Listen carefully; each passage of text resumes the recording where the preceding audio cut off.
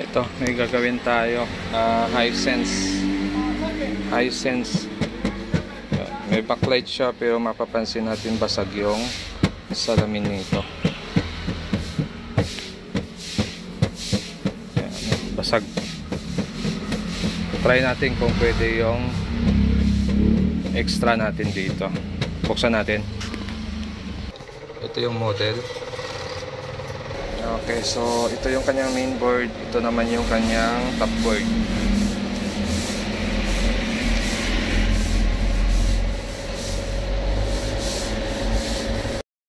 So ito lang yung mahirap dito pag nagpalit ka ng panel tapos magkaiba yung design ng panel. So kagaya nito, nagbago pa tayo ng pinakalabasan ng ating source scope kasi ito ay 6 na source scope.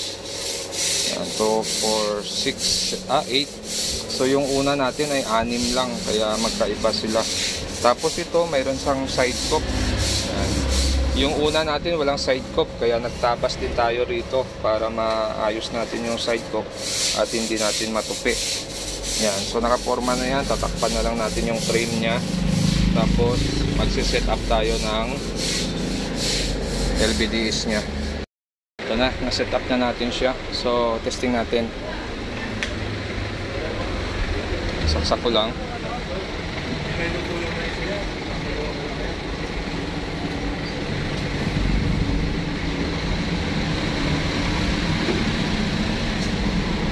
Okay, so baliktad yung picture. So gagawin natin dyan ay Mino 1147. Ulit natin. Mino 1147. Yan, so bumaliktad na siya. Ayusin muna natin yung sa display. Panel setting lang tayo.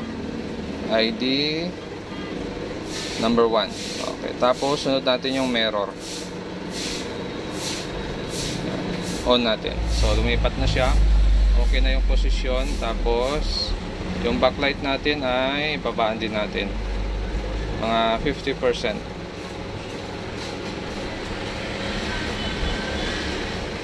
Kahit 55 pwede na. Okay. Tapos exit tayo. Mino. Tapos exit na. Yan. So okay na ito. Hisense. Tapos buunutin ulit natin. Yan. So namatay. Saksak ulit natin. Tingnan natin kung tama na yung display nito.